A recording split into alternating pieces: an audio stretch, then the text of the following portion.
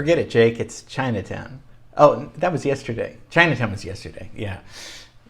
I'm just in a limbo over here. But okay, good morning. Hey now. Happy Tuesday, PASW. Yesterday we looked at the great film Chinatown. People say it's considered the greatest film of all time, and I didn't want to diminish it. It's really, really good. But yeah, get that score into me by today. It should be kind of film noir jazz-like. Not Chopin, not Mozart, not Billie Eilish. We know the realm. This movie was shot in the 70s, but takes place in 1937. So some like 30s, 40s, 50s jazz would be nice. See, I'm kind of telling you the answer a little bit here. There's no right answer, there's no answer, but there's a better answer. Okay, today we're going to revisit somebody a long time ago. And re-looking at this class, I was impressed with the amount of stuff this guy's done. So we're going to re-look at maybe one of the oldest composers, Western composers. We're going to be talking about Western music. And then tomorrow, oh my gosh, we're going to dive into something very advanced and deep about the history of melody, the evolution of melody. I was up at night thinking, of ideas for you guys. And then I was like, what about the evolution of melody? So we're going to try that tomorrow.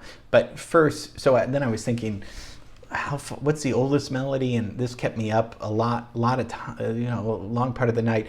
But I think Monteverdi is a good place to start because really, with Western music, 118 years before Bach, he's one of the first composers that is talked about in textbooks. So let's start with him. So let's review Monteverdi.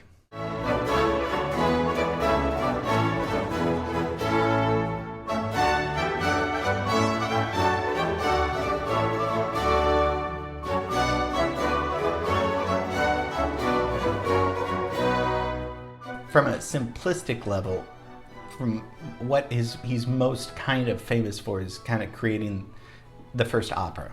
That's not really true. People did it before, but he did it almost the best. So the first opera, wow, right? That long ago. So like I said, about 100 years before Bach, born in Cremona, Italy, in 1567. So, let's go over there. Let's go over to where he's born in Italy. Let's leave the little sexy beach cove in Hawaii and go over to where Monteverdi's born. And as we know, the Renaissance starts in Italy, right? In Florence. Renaissance means rebirth. Every day, so when you hear that Renaissance man, it's a man that can do all these different things, play guitar and paint and all these things. Okay, so Renaissance starts about 14th century. So like 1300s to 1600s, long time ago. Before Renaissance is like the Middle Ages, right? Basically people working and the church controlling everything. With the Renaissance, you get humanism. What's humanism? It's, when you think of, modern thought, real thought and individual thought, most importantly. Humanism is that people are still going to be believe in the church and believe in religion and everything, but they're also gonna have their own individual feelings and emotions that are going to be recognized. That's probably what's most important about the Renaissance. Before, it was just kind of like a mass of just everybody follows this one thing. With Renaissance, it's like, we're going to follow this one thing probably because we have no choice, but also we're going to be introduced to certain artists like Michelangelo and people that, everybody knows, Da Vinci. They're going to say, well, we can have our individual expression through art, through music. It's such an exciting time. And this starts in Florence with the Medicis. And Monteverdi's kind of in the late Renaissance. So he's really important for bridging the gap between late Renaissance to Baroque. So how does he do that? So and here's the timeline. You can see that. He's way before. Why are we even still talking about somebody that's? We still talk about Shakespeare, but this is early music, and some of it sounds very modern and very good, actually.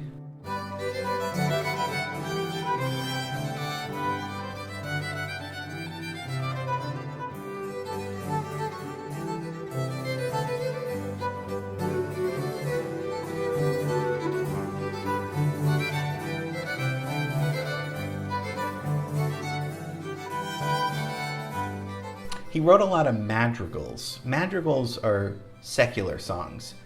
So I guess you could say anything on the radio mostly, the radio, yeah, are madrigals today, unless you're listening to Christian rock or church music. Madrigals are secular, meaning non-religious, right? Music. It's like a so what thing today.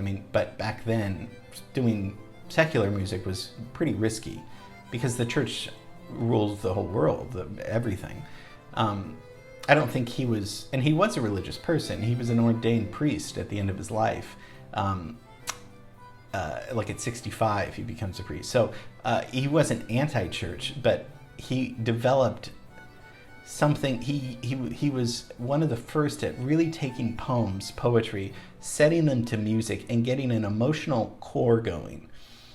And what I mean by that, whereas before you'd have music and Gregorian chants and beautiful, music that we fall asleep to or relax to, that were kind of just pieces. He's going to take these pieces and really do a good job of putting a story together. And that's why his opera Orfeo is still performed today. Imagine that an opera 500 years or so later is still being performed today because he's really understanding the emotional core of lyrics and music together. Amazing. We still do this today. He's one of the first to do that. So it's like the Middle Ages, you just have people kind of singing, playing lutes, playing guitars, singing, nice little songs. He's gonna take these things and create something theatrical, something with emotion, with lyrics, with a story. Pretty much what we're doing today with movies. And with operas.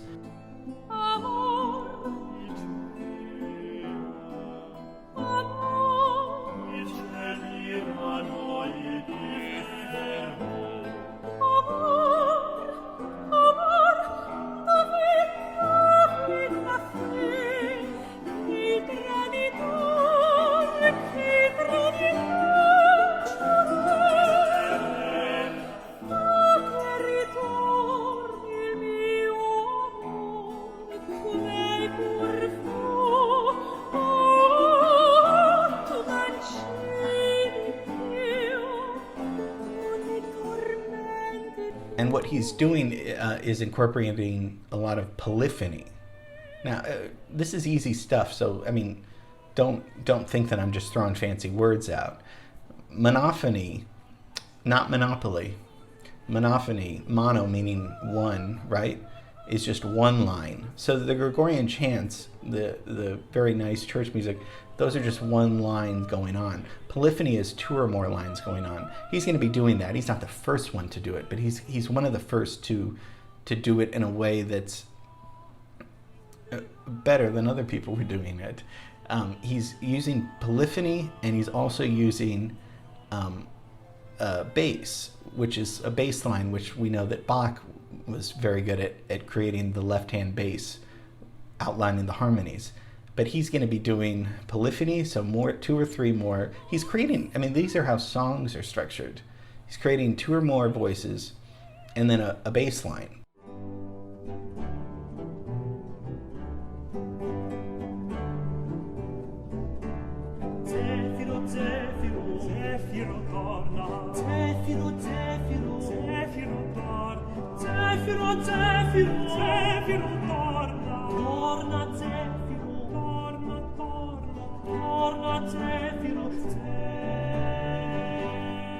So he was very famous during his lifetime. He was very busy. He lived a long time. He dies at 76, and which is a long time for back then, especially since everything was going on, plagues and all that stuff. And and then with Orfeo, that was performed for the first time in 1607. That's still performed now. That really established him as a composer of a large scale of music rather than just these little pieces of music. So he's kind of organizing this in a way that's really that, like I said, that we do today. Really kind of amazing. One of the first to do this to say, okay, here's musical pieces, here's poetry, let's put them together to make something dramatic and emotional. And because of humanism and the Renaissance, we can do that. Now, it's so weird because he kind of came up with something called the second practice. This shows you like some of these archaic rules. And the second practice was like, first practice is, okay, you don't break any rules. But I'm going to come up with the second practice where I can break the rules in order to express poetic meaning. It's kind of funny. It's almost like I'm going to sin and then I'm going to ask for forgiveness or something like that. So this second practice, meaning that yes, God could be what we write for, but also God could be poetic and emotional and individual. That was a whole new concept, and I think it did upset some people. But he did. I think his music was so good. It's so beautiful that it was hard to deny that this was music that shouldn't be written. This was music that had to be written almost.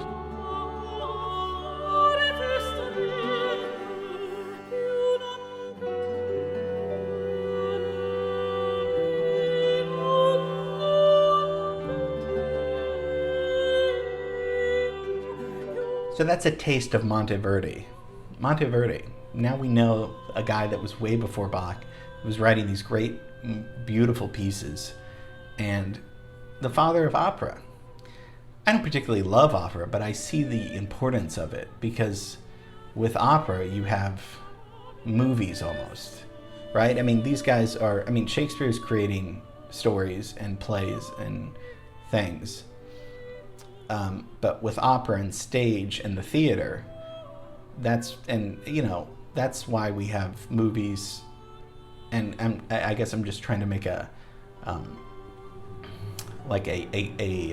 current connection. Whereas what do we do on a Saturday, Saturday night? We watch something usually that has a story, that has dramatic purpose, that has something that makes us laugh or think or feel or cry. So this kind of formula has been going on for hundreds of years, and Monteverdi was one of the first to do that with music.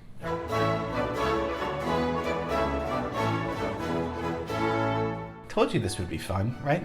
This is really fun. So that's Monteverdi, genius guy, was very famous in his life and then forgotten for a few hundred years, and then reestablished as like a lot of his work was destroyed. And he wrote like 12 other operas and a lot of music. A lot of it was destroyed, but then a lot of it is still being performed today. So I hope you enjoyed that.